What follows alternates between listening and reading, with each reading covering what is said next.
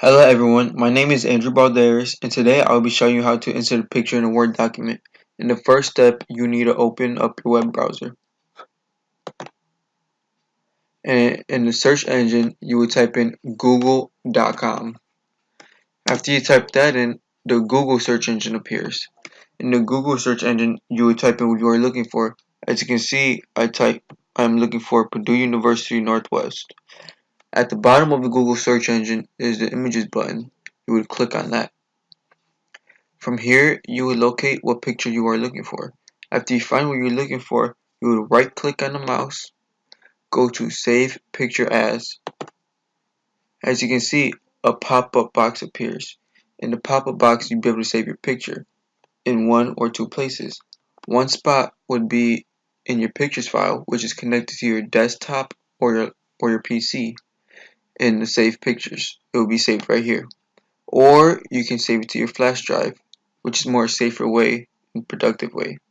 Then you would hit the save button. After you've done that, you would want to open up a blank Word document. In the blank Word document, there is an insert tab located at the top left of the screen. You would click on it. In the illustrations group, there is a picture icon. You would click on the picture icon. As you can see, another pop-up box appears.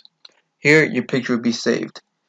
Your picture would be saved under your desktop or your flash drive. As you can see, I don't have my picture saved here. So then I will go to my flash drive.